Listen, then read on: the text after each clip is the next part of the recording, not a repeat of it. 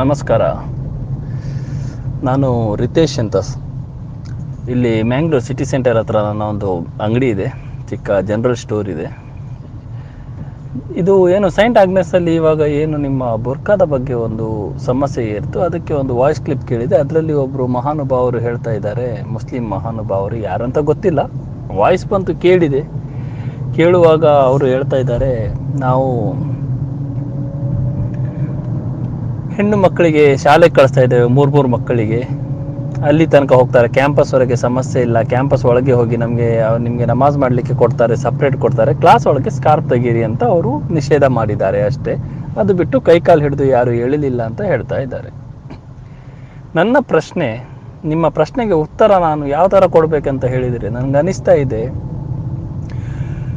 ಈ ದೇಶ ಜಾತ್ಯತೀತ ದೇಶ ಅಂದಮೇಲೆ ನಿಮ್ಮದೇ ಆದ ಹಕ್ಕುಗಳು, ಮುಸ್ಲಿಮರಿಗೆ ಮುಸ್ಲಿಮರದೇ ಹಕ್ಕಿದೆ, ಹಿಂದೂಗಳಿಗೆ ಹಿಂದೂಗಳದ್ದೇ ಇದೆ, ಕ್ರೈಸ್ತರಿಗೆ ಕ್ರೈಸ್ತರದ್ದೇ ಇದೆ.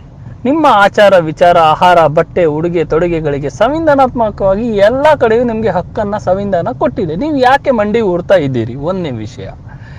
ಎರಡನೇ ವಿಷಯ, ನೀವು ನಿಮ್ಮ ನೈತಿಕತೆಗಾಗಿ, ನಿಮ್ಮ ಹಕ್ಕಿಗಾಗಿ ಯಾಕೆ ಹೋರಾಡಲ್ಲ? ನಿಮ್ಮಂಥವರಿಂದ ನಿಮಗೆ ಏನು ಲಾಭ ಇದೆ? ಕೋಮುವಾದಿಗಳ ಎದುರು ಇವತ್ತು ನೀವು ಮಂಡಿ ಊರ್ತಾ ಇದ್ದೀರಾ. ಕ್ಲಾಸ್ ಒಳಗಡೆ ಬಂದರೆ ಸ್ಕಾರ್ಫ್ ತೆಗೆದ್ರೆ ಏನು ಸಮಸ್ಯೆ ಇಲ್ಲ ಅಂತ ನೀವು ಹೇಳ್ತಾ ಇರಬೇಕಿದ್ರೆ, ನಿಮ್ಮ ಮಾತಿನ ಅರ್ಥ ಏನು? ನಿಮಗೆ ಇಸ್ಲಾಂನ ಬಗ್ಗೆ ನಾನೇ ತಿಳ್ಕೊಂಡಿರುವಂತೆ, ನಿಮ್ಮ ಇಸ್ಲಾಮಲ್ಲಿ ನಿಮ್ಮ ದೊಡ್ಡಪ್ಪ ಚಿಕ್ಕಪ್ಪನ ಎದುರು ನಿಮ್ಮ ಮಗಳು ಹೋಗಿ ಶಾಲ್ ಸ್ಕಾರ್ಫ್ ತೆಗೆದು ನಿಲ್ಲಿಕ್ಕೆ ಇಲ್ಲ ಅಂತ ನಿಮ್ಮ ಇಸ್ಲಾಂ ಹೇಳ್ತದೆ ಅಂತ ಕಟ್ಟಪ್ಪಣೆ ಆದೇಶ ಇದೆ ಅಂತ ನನಗೆ ನನ್ನ ಸ್ನೇಹಿತರು ಹೇಳಿದ್ದಾರೆ, ಎಲ್ಲರೂ ಹೇಳಿದ್ದಾರೆ. ಹೀಗಿರುವಾಗ ಒಂದು ತರಗತಿಯಲ್ಲಿ ನಿಮ್ಮ ದೊಡ್ಡಪ್ಪನ ಮಗನೂ ಅಲ್ಲ, ಚಿಕ್ಕಪ್ಪನ ಮಗನೂ ಅಲ್ಲ ಅಲ್ಲಿ ಇರೋದು. ಒಬ್ಬ ಕ್ರೈಸ್ತ ಇದ್ದಾನೆ, ಮುಸ್ಲಿಂ ಇದ್ದಾನೆ, ಹಿಂದೂ ಇದ್ದಾನೆ, ಯಾರಿಗೆ ಗೊತ್ತು ಎಲ್ಲಿ ಯಾವ ದೇಶದವನಿದ್ದಾನೆ ಅಂತ ಕ್ಲಾಸ್ ಒಳಗಡೆ. ಅವ್ರ ಎದುರುಗಡೆ ನಿಮ್ಮ ಮಕ್ಕಳಿಗೆ ಸ್ಕಾರ್ಫ್, ಹೆಣ್ಣು ಮಕ್ಕಳಿಗೆ ತೆಗೀರಿ ಅಂತ ಹೇಳಿದ್ದು ಇದು ನಿಮ್ಮ ಧರ್ಮದ ಉಲ್ಲಂಘನೆ ಅಲ್ವಾ? ನಿಮಗೆ ನಿಮ್ಮ ಹಕ್ಕುಗಳೇ ಇಲ್ವಾ ನಿಮಗೆ ಬೇಕಾಗಿರೋದು?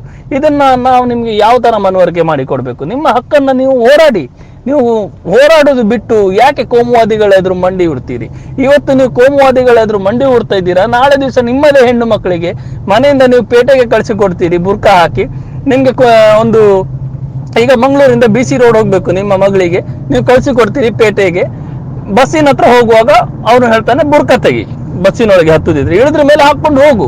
ಆವಾಗ ನೀವು ಏನು ಮಾಡ್ತೀರಿ ಹೇಳಿ? ಆವಾಗ ಅವನ ನಿಮ್ಮ ಮಕ್ಕಳಿಗೆ ಹಾಕ್ಲಿಕ್ಕೆ ಕೊಡುದಿಲ್ಲ ಬುರ್ಕಾ. ಬಸ್ಸಿನೊಳಗೆ ಕೆಳಗೆ ಹೋದ್ಮೇಲೆ ಏನ್ ಮಾಡ್ಲಿಕ್ಕೆ ಆಗ್ತದೆ? ಇದೇ ರೀತಿ ನಿಮ್ಮ ಮನೆಯವರಿಗೆ ನೀವು ಆಸ್ಪತ್ರೆಗೆ ಕರ್ಕೊಂಡು ಹೋಗ್ತೀರಿ, ಅಲ್ಲಿ ಆಸ್ಪತ್ರೆಗೆ ಕರೆದುಕೊಂಡು ಬರೋ ತನಕ ನಿಮ್ಗೆ ಬುರ್ಕಾ ಹಾಕ್ಲಿಕ್ಕಿದೆ, ಎಲ್ಲ ಇದೆ. ಆಮೇಲೆ ಏನ್ ಮಾಡ್ತೀರಿ? ಬುರ್ಕಾ ಹಾಕ್ಲಿಕ್ಕೆ ಇಲ್ಲ, ಏನಿಲ್ಲ, ತೆಗೆದು ಬಿಸಾಕಿ ನೀವು ಇಡ್ಲಿಕ್ಕಿಲ್ಲ, ನಾವು ಮುಟ್ಟುದಿಲ್ಲ ನಿಮ್ಗೆ, ನಾವು ಹಿಂದೂ ಡಾಕ್ಟರ್ಸು, ಹಾಗೆ ಹೀಗೆ ಅಂತ ತುಂಬಾ ಸಮಸ್ಯೆಗಳು ಉದ್ಭವ ಆಗ್ತದೆ. ಸ್ವಾಮಿ, ನೀವು ಯಾಕೆ ನಿಮ್ಮ ಹಕ್ಕನ್ನ ಬಿಡ್ತಾ ಇದ್ದೀರಿ? ನಿಮ್ಮ ಹಕ್ಕು ನಿಮ್ಗೆ ಎಷ್ಟಿದೆ ಈ ದೇಶದಲ್ಲಿ ಹಕ್ಕು, ಅದನ್ನ ನೀವು ಪಡ್ಕೊಳ್ಳಿ. ಅದು ಬಿಟ್ಟು ಯಾವುದೋ ಕೋಮುವಾದಿಗಳು ಏನೋ ಮಾಡ್ತಾ ಇದ್ದಾರೆ ಅಂತ ಸೈಂಟ್ ಆಗ್ನೆಸ್ ಈ ವಿಷಯದಲ್ಲಿ ತುಂಬಾ ತಪ್ಪು ಹೆಜ್ಜೆ ಇಟ್ಟಿದೆ. ಇದನ್ನ ನಾನು ಖಂಡಿತವಾಗಿ ಖಂಡಿಸ್ತಾ ಇದ್ದೇನೆ. ನಿಮ್ಮ ಹಕ್ಕು, ಸ್ಕಾರ್ಫ್ ಹಾಕೊಂಡು ಬಂದಿದ್ದೀರಾ, ಯೂನಿಫಾರ್ಮ್ ಕಲರ್ ಅಲ್ಲೇ ಸ್ಕಾರ್ಫ್ ಹಾಕೊಳ್ಳಿ.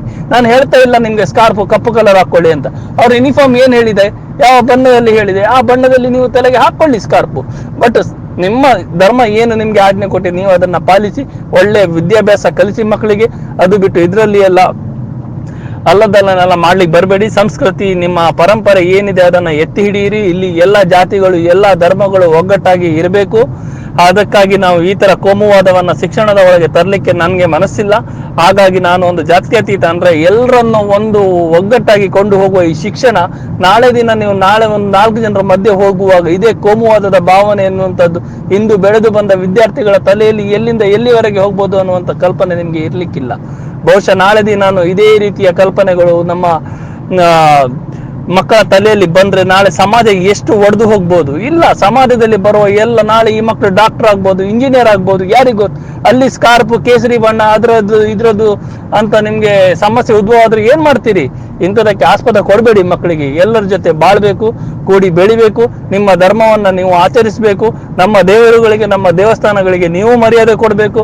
ನಿಮ್ಮ ಮಸೀದಿಗಳಿಗೆ, ದರ್ಗಾಗಳಿಗೆ, ನಿಮ್ಮ ಹಜ್ ಯಾತ್ರೆಗಳಿಗೆ, ನಿಮ್ಮ ಉಪವಾಸ ಇಡುವವರಿಗೆ ನಾವು ಗೌರವ ಕೊಡಬೇಕು. ಕ್ರೈಸ್ತ ಸಮುದಾಯದ ಉಪವಾಸಗಳಿಗೂ, ಕ್ರೈಸ್ತ ಸಮುದಾಯದ ಹಬ್ಬಗಳಿಗೂ ನಾವು ಇಲ್ಲಿ ಮರ್ಯಾದೆ ಕೊಡಬೇಕು. ಎಲ್ಲರ ಜೊತೆ ಒಟ್ಟಾಗಿ ಬದುಕಬೇಕು. ನಿಮ್ಮ ಆಚರಣೆಗಳನ್ನ ನಿಮ್ಮ ರೀತಿಯಾಗಿ ಮಾಡಿ. ಶಾಲೆಗೆ ಯಾವ ರೀತಿಯ ಸ್ಕಾರ್ಫ್ ಬೇಕಂತ ಆಡಳಿತ ಮಂಡಲದಲ್ಲಿ ಕೇಳಿ. ಚಳಿ ಬಂದ್ರೆ ಶಟರ್ ಹಾಕ್ಬೇಡ ಅಂತ ಹೇಳ್ತಾರ ಶಾಲೆಯಲ್ಲಿ? ಹೇಳಲ್ಲ ತಾನೆ, ಮತ್ತಿನ್ನೇನು? ನಿಮ್ಗೆ ಸ್ಕಾರ್ಫ್ ಬೇಕು, ಹಾಕೊಳ್ಳಿ. ಯಾವ ಬಣ್ಣದ ಯೂನಿಫಾರ್ಮಿಗೆ ಯಾವುದು ಸೆಟ್ ಆಗ್ತದೆ ನೋಡ್ಕೊಂಡು ಮಾತಾಡಿಕೊಂಡು ಒಂದು ಸರಿಯಾದ ಒಂದು ತೀರ್ಮಾನಕ್ಕೆ ಬಂದು ನಿಮ್ಮ ನಿಮ್ಮ ಧರ್ಮವನ್ನು ರಕ್ಷಿಸಿ, ಪರಂಪರೆಯನ್ನು ರಕ್ಷಿಸಿ ಅಂತ ನಾನು ಹೇಳಲಿಕ್ಕೆ ಇಷ್ಟಪಡ್ತಾ ಇದ್ದೇನೆ. ಆಯ್ತು, ನಮಸ್ಕಾರ.